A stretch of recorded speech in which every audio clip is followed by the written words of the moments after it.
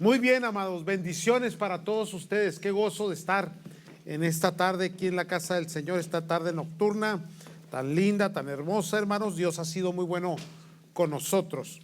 Vaya conmigo, por favor, a la escritura, hermanos, en segunda de Pedro, capítulo 1, versículo 19 al 21.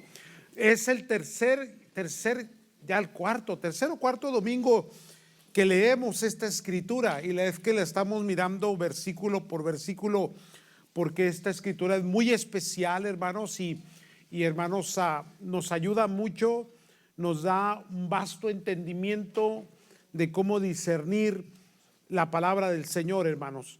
Entonces hoy vamos a finalizar ya con el versículo, la última parte del versículo 21, pero para poder entrar bien en el contexto, hermanos, necesitamos leer todo lo que hemos estado mirando por las últimas semanas.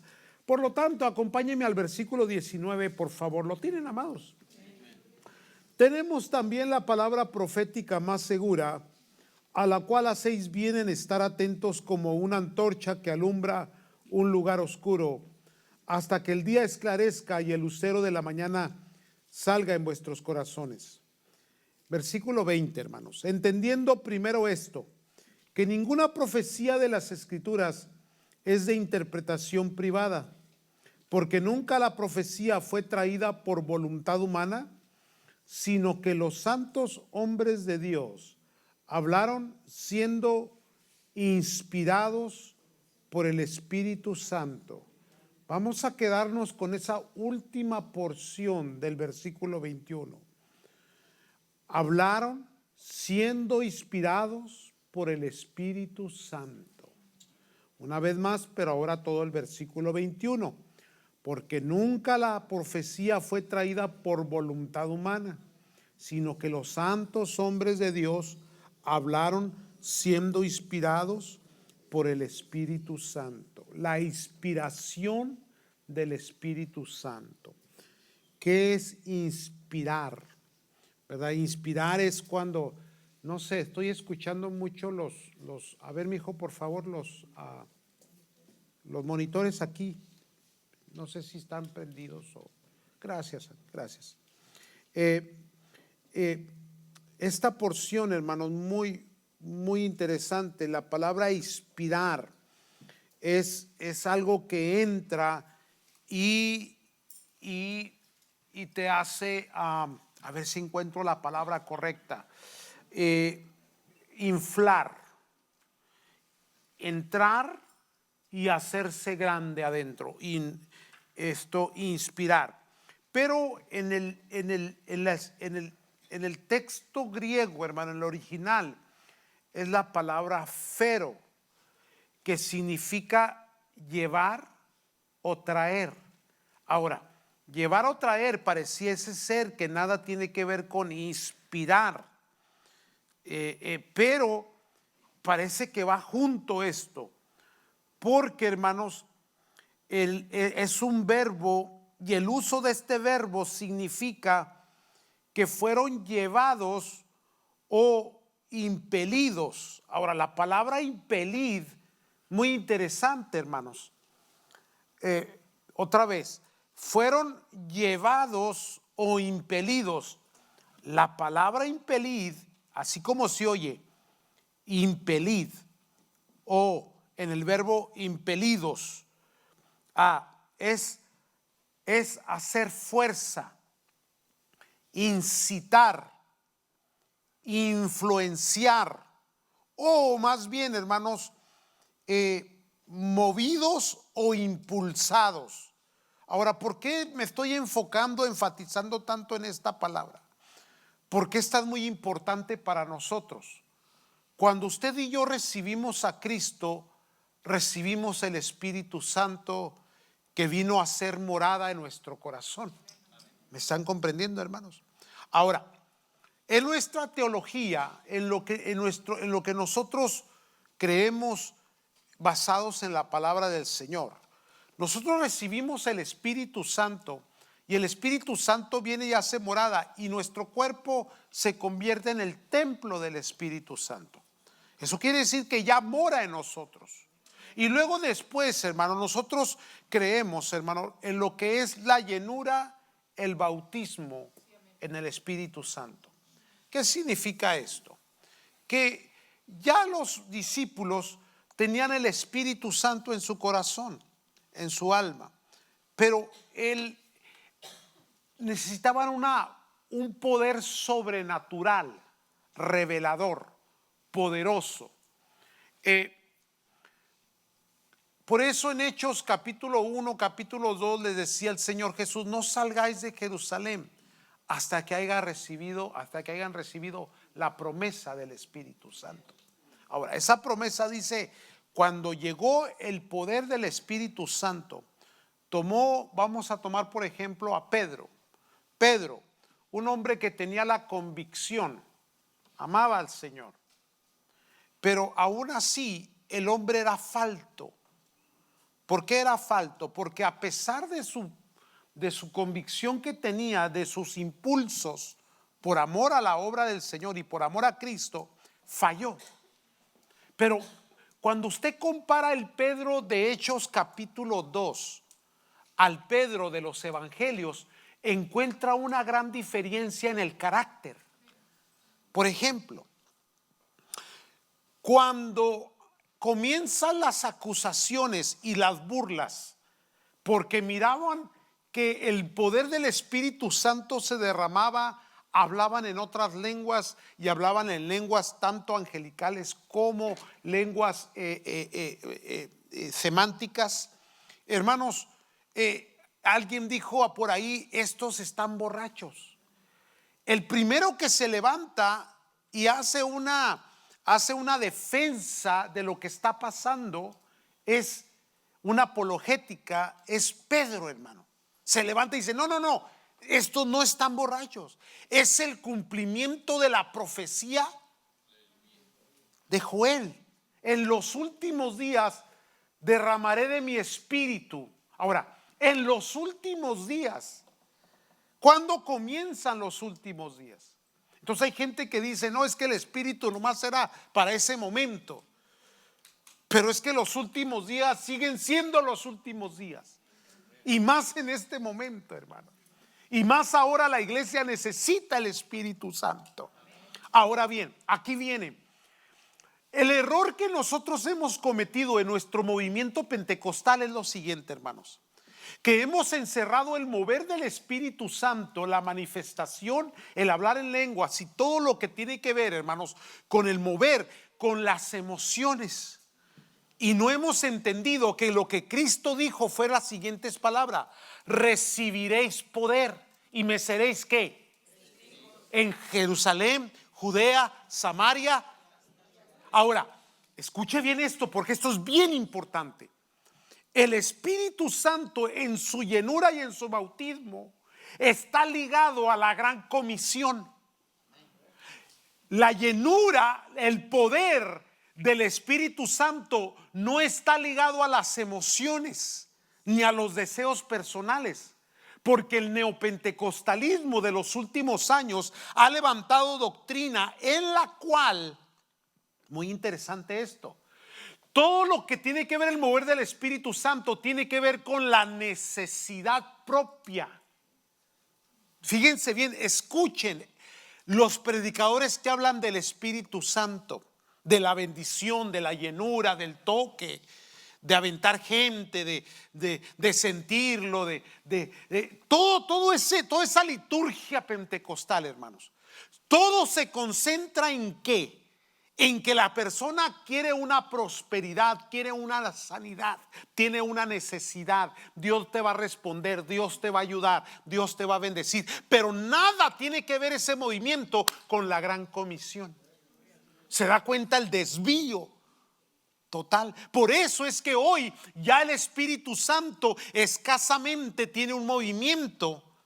Porque en cuanto hay manifestación, rápidamente la gente se olvida el propósito de la manifestación.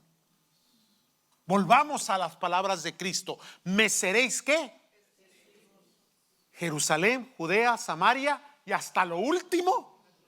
Por eso, hermanos, aunque hemos sido muy criticados, un ejemplo de las muchas que hay, porque no somos los únicos, Asambleas de Dios, hay otros movimientos, Iglesia Cuadrangular, Iglesia de Dios, muchos otros movimientos que nacieron dentro de un mover de principios del siglo XIX, hermanos, de un mover del Espíritu Santo, donde la gloria de Dios descendió. Y hermanos, de ahí se expandió y vino a convertirse en una rama evangélica de las más fuertes, de las más agresivas en cuanto al evangelismo, porque cuando la gente recibía el Espíritu Santo, la primera reacción que tenía, ¿cuál era? La de ir y predicar el evangelio, hablarle a la gente de Cristo. Entonces los misioneros, los obreros, todas aquellas personas, hermanos, en los últimos 100 años que fueron, hermanos, dentro de este movimiento pentecostal, son gente que apasionadamente llevan el evangelio al inconverso. Por eso el crecimiento, 350,000 iglesias cubriendo casi todo el globo terráqueo. Creo que son ahorita, ya se me olvidó cuántos millones de creyentes hay en lo que es el censo de las asambleas. Millones de personas. No importa dónde vayas, yo he viajado mucho y puedes estar en unos lugares de más recónditos de la tierra, hermanos. He estado en lugares que no se imagina que y hermanos, ahí encuentras una asamblea de Dios, movimiento pentecostal del mover del Espíritu Santo. Pero en los últimos tiempos se ha levantado un neopentecostalismo que desvía y concentra el mover del Espíritu Santo únicamente en la cuestión personal. Entonces la gente habla en lengua, sí, la gente se emociona, sí, la gente es llena, sí, la gente manifiesta, pero no ganan un alma para Cristo. Algo está mal ahí. Algo no está. Algo no está cuadrando. Ahora, ¿por qué estoy mencionando esto? Porque dice la palabra del Señor que el Espíritu de Dios, hermanos, es precisamente el que inspiró las Escrituras, la palabra. Ahora, qué interesante. Saulo de Tarso se convierte. ¿Quién fue el que fue a orar por él? Ananías. Ora por él y le dice: Dios te va a llevar delante de reyes, de principales, y yo te diré y él te dará lo que tienes que decir, hablar. Eso es lo que llamamos inspiración. Lo que estamos diciendo es, hermanos, que este Fero es, hermanos, que no actuamos conforme a nuestras propias voluntades, ni expresando nuestros propios pensamientos, sino que siguiendo la mente de Dios en palabras dadas y ministradas por Él. ¿Qué significa esto? Que la preparación es buena, porque eso tenemos nosotros, somos estudiosos, pero hay momentos en que el Espíritu Santo habla a través de tus labios. Y aquí viene lo más interesante, hermano, que esto no es exclusivo, porque en el Antiguo Testamento, ya esto yo se lo había dicho, el Espíritu Santo era exclusivo, reyes, sacerdotes, profetas, y únicamente reservado para ciertos personajes específicos, para una obra específica. En Hechos capítulo 2 se cumple la profecía de Joel sobre toda carne. Vuestros hijos, y dice, y vuestras hijas. Entonces Felipe dice que tenía hijas y sus hijas profetizaban. Quiere decir que el Espíritu Santo desciende sobre hombres y mujeres, y Dios usa tanto a hombres. Vámonos. Les está cayendo el 20, hermano.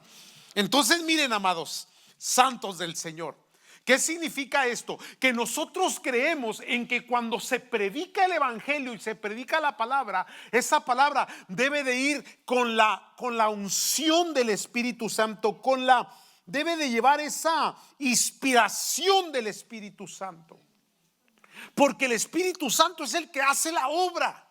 Entonces hay veces que hablamos, decimos y no sucede nada. Pero ¿qué pasa cuando lleva la inspiración? Ahora, vaya conmigo a otra escritura, por favor. Segunda de Timoteo capítulo 3 versículo 16 al 7 para entender más esto, hermanos. Entonces, si hay algo que debemos de ser nosotros, es ser llenos del Espíritu Santo.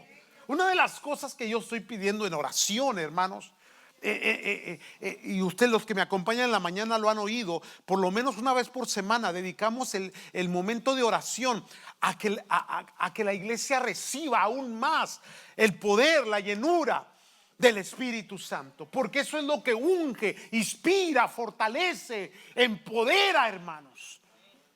Te da lo que es el dinamos, donde viene la palabra dinamita, la fuerza, la autoridad, la investidura.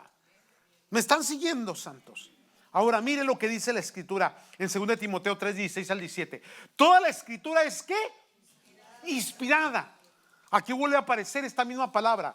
Esta misma palabra es la que le mencionaba hace un momento, la fero, inspirada. Déjeme, me ubico aquí.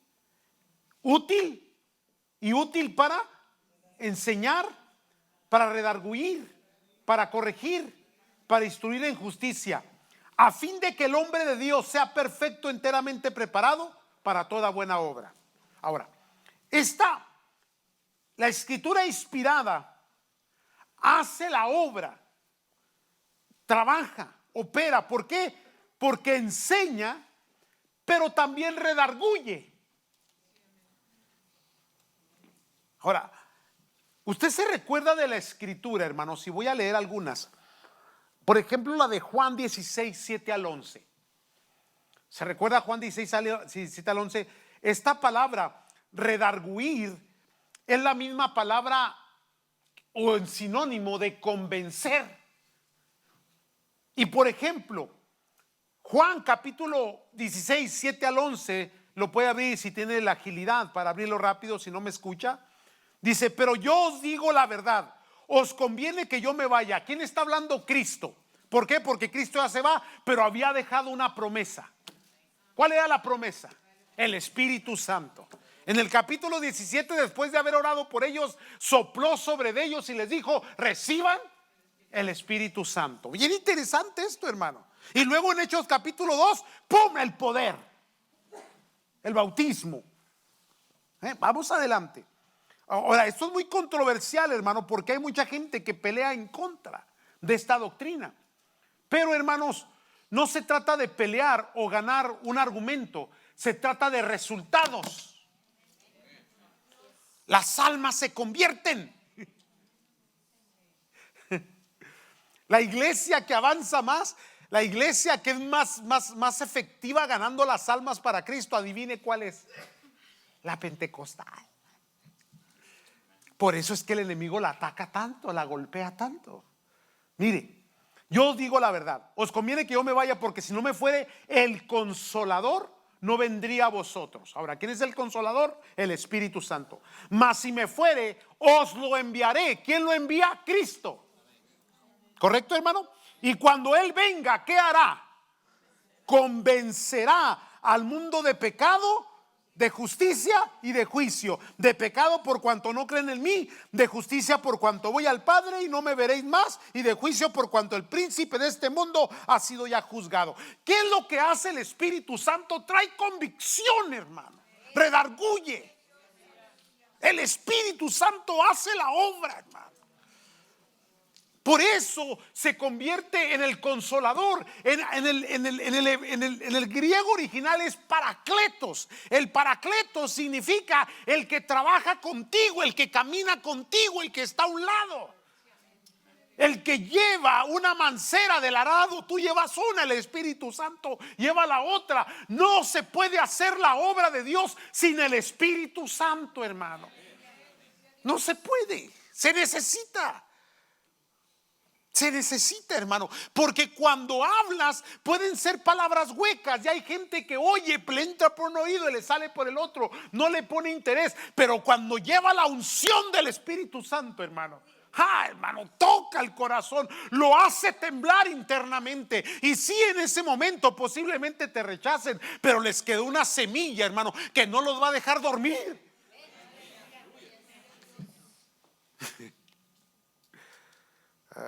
Otilio, ¿dónde estás? Ahí estás. A ver si te acuerdas de este varón. Había un muchacho de allá de Magdalena, ¿verdad? Eres de Magdalena, ¿verdad que si eres de Magdalena? ¿Dónde eres, Otilio? Soy de La Joya. De La Joya, es cierto. Sí. Cerca de Magdalena, sí. Había un muchacho que no sé si era pariente de los Talavera, no sé si era pariente, pero no me acuerdo. El caso es que fue de los que ganamos para Cristo también. Y me acuerdo que él me dijo estas palabras muy interesantes que me quedaron muy grabadas. Me dice, mire, allá en mi pueblo, me decía, nos la pasábamos bien, porque tomábamos, hacíamos, deshacíamos y no había problema. Ahora no puedo, porque cada vez que quiero beber, que alcoholizarme, tomar, no me siento bien. ¿Quién cree que hace esa obra, hermano? ¿Sabes quién era? Creo que el Caguamas. Ya te acordaste, ahora sí, ¿verdad? Por eso me acordé. ¿Quién cree que hace esa obra? Cuando lleva la unción, podemos nosotros predicar, pero cuando no lleva el Espíritu Santo, se vuelve hueco, hermano, sin fuerza. Es el poder del Espíritu Santo el que toca, el que redarguye, el que convence, el que trae, el que hace la obra. Entonces, ¿por qué? Porque las escrituras son inspiradas y esa inspiración va en la palabra. Por eso es importante que nos apeguemos al texto, a la palabra, porque no vas a hablar de ti mismo, no vas a hablar de tus cosas, no vas a hablar de tu persona, no vas a hablar de un personaje, de un libro, de una creencia, de una ideología. Vas a hablar de Cristo. ¿Qué dice la palabra de Dios? Les daré el Espíritu Santo y no hablará de sí mismo, sino que tomará de lo mío y os lo hará saber. Entonces el Espíritu Santo se encarga de revelar. Por ello, hermano, tan importante es la oración, porque en el estudio de la palabra, bajo la oración, trae revelación a tu vida, hermano, trae inspiración. Por eso te fortaleces con el Espíritu Santo. Por eso te alientas con el Espíritu Santo. ¿Me están siguiendo, santos? Ahora, volviendo otra vez a segunda de Timoteo. Toda la escritura es inspirada por Dios, útil para enseñar, para redarguir, para corregir, para instruir en justicia. Otra escritura, primera de Corintios, capítulo 2, versículo 10 al 13. Estoy dando ejemplos, hermano, bíblicos, de cómo opera esto. ¿Por qué es tan importante el Espíritu Santo? Mire, primera de Corintios 2:10, ¿lo tienen? Dice la palabra del Señor: pero Dios nos las reveló a nosotros por el Espíritu. Otra vez, primera de Corintios 2, versículo 10 en adelante. Pero Dios nos las reveló a nosotros por el Espíritu, porque el Espíritu todo lo escudriña, aún lo profundo de Dios. Porque ¿quién de los hombres sabe las cosas del hombre, sino el espíritu del hombre que está en él? Así tampoco nadie conoció las cosas de Dios, sino el Espíritu de Dios. Y nosotros no hemos recibido el espíritu ¿de dónde? Del mundo, sino el Espíritu que proviene de Dios, para que ¿qué? Sepamos lo que Dios ha ¿qué? Concedido, lo cual también ¿qué? Hablamos, no con palabras enseñadas por sabiduría humana, sino con lo que enseña el Espíritu, acomodando lo espiritual a lo espiritual. Quiere decir, hermano, que esa inspiración del texto pasa a tus labios. Recuerde, Hay gente que tiene Biblias en su casa y no son salvos. Yo me recuerdo, hermanos, que en nuestra casa, que era una casa muy religiosa, teníamos un biblión de este vuelo, hermano, así mire. Pero no. La Santa Biblia decía. Y de santa no se toque, ahí tenía que estar. Hasta que un día el evangelio llegó a nuestras vidas y comenzamos a leer, a escudriñar lo que estaba ahí, hermano. Y lo que estaba ahí tomó vida en nuestro corazón. ¿Por qué? Porque venía inspirado por el Espíritu Santo, hermano. Y más tremendo todavía. Pero después, hermano, comenzamos a hablar lo que estaba escrito y a predicarlo y a comunicarlo y a hablarlo y a darle, hermano, esa palabra. Y ¿sabe qué sucedía? La gente comenzaba a convertirse.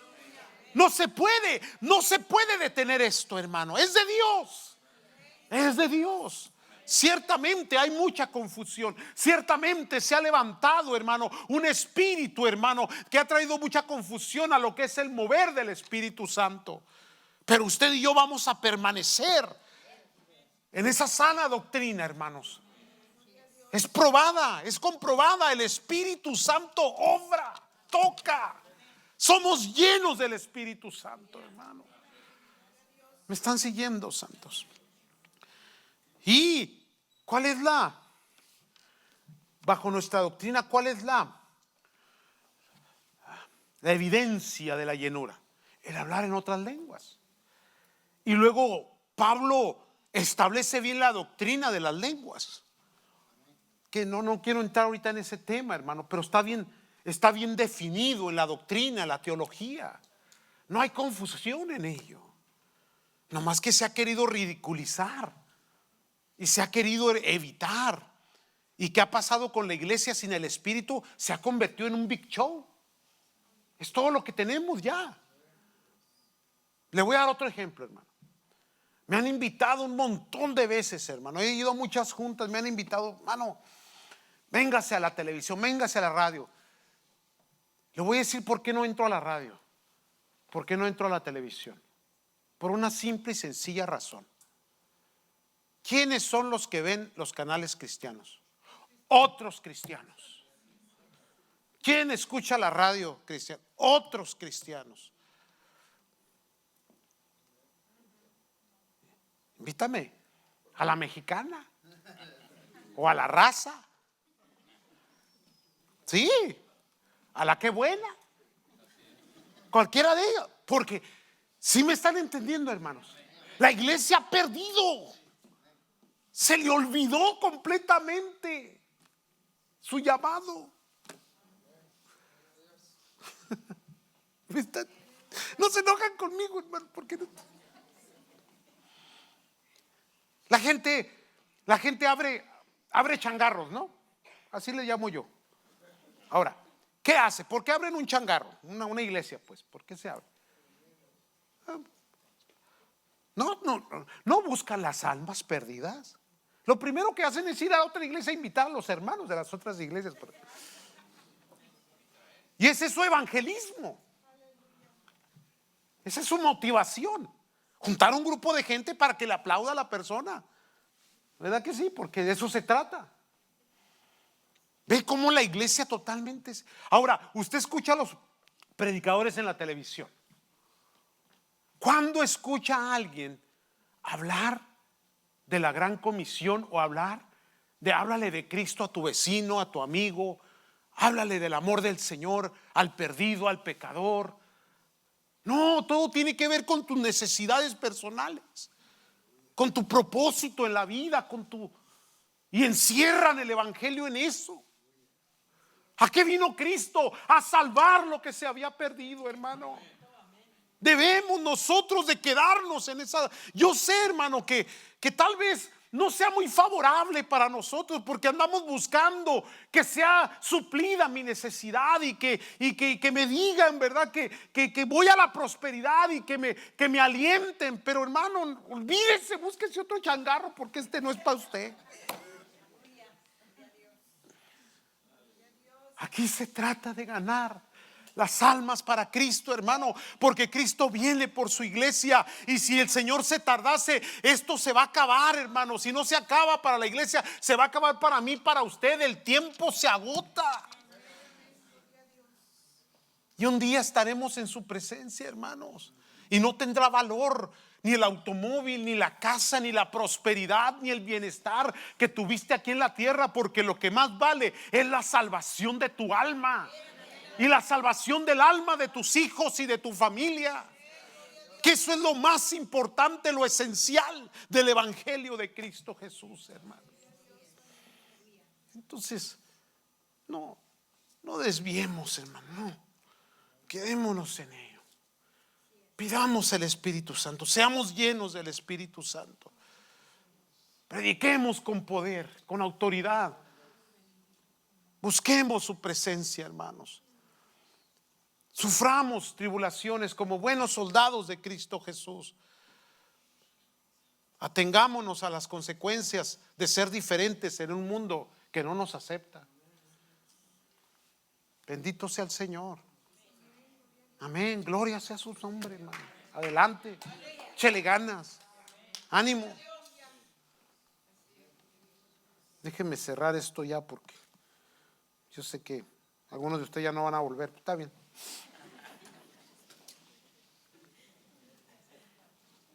Segunda de Timoteo 2:24 al 26.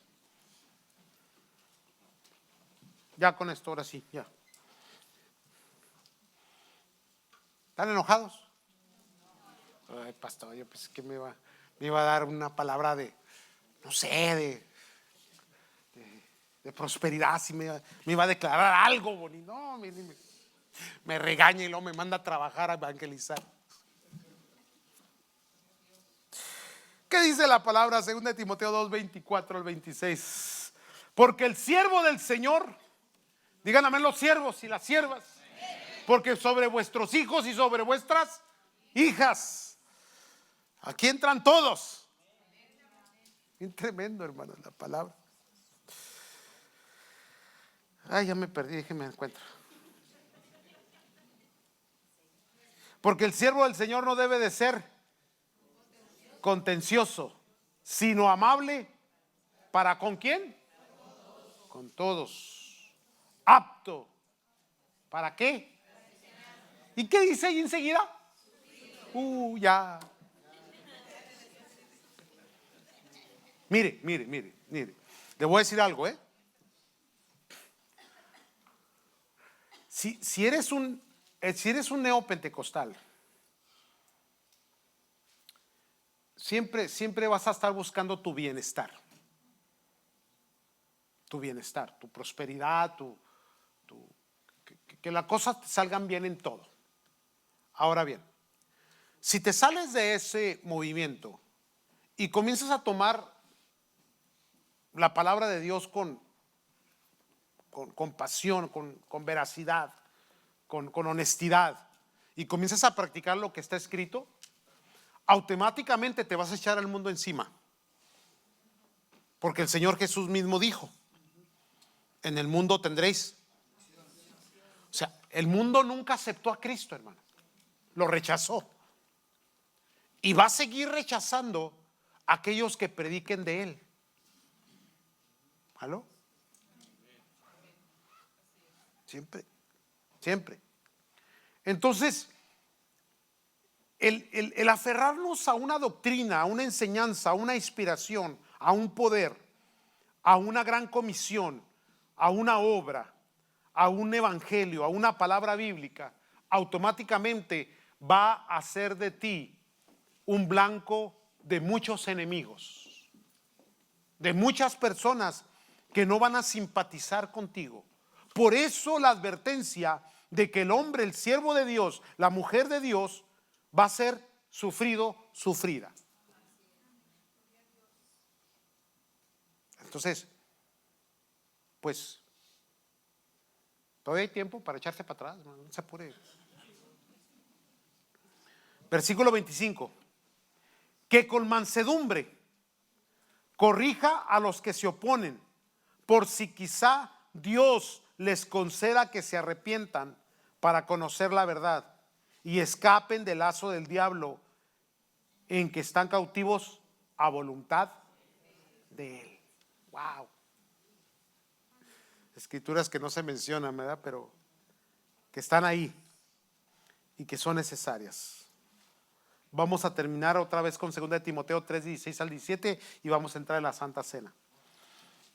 Entonces, volviendo a 2 de Timoteo 3, 16, dice: toda la escritura es inspirada por Dios, útil para enseñar, para redarguir, para corregir, para instruir en justicia. Y mire el 17, qué hermoso. A fin de que el hombre, ¿de quién? De Dios. No se te olvide tu identidad. No se te olvide quién eres. Eres un hijo, una hija de Dios. Santificado, santificada, separado para toda buena obra, para la gloria de Dios, hermanos. Eres ungido, eres lleno, eres llena del Espíritu Santo, hermanos. Eres un instrumento en las manos de Dios. Vuelve a pedirlo otra vez: Señor, lléname una vez más. Bautízame, Señor, con fuego santificador, purificador. Dame el coscorrón que tengas que darme, pero dámelo, Señor. Amén. Déjeme acabo aquí. A fin de que el hombre de Dios sea, ¿qué? Perfecto. Y cuando dice perfecto, ay, ya como que ya se incomodó, ¿no? Enteramente preparado para toda buena obra. Esta palabra que se predica te capacita, te da la integridad, te da la solidez, te da la estabilidad, te da la capacidad, te perfecciona enteramente para que hagas la obra del Señor. Obras que fueron de antemano preparadas por Dios, hermano, para que andemos en ellas, dice la Escritura. ¿Les cayó el 20, santos? Muy bien. Qué bueno. Entonces, pues vamos a buscar de Dios, hermanos, y vamos a seguir adelante con esta doctrina y esta palabra de Dios. Pónganse de pie, por favor.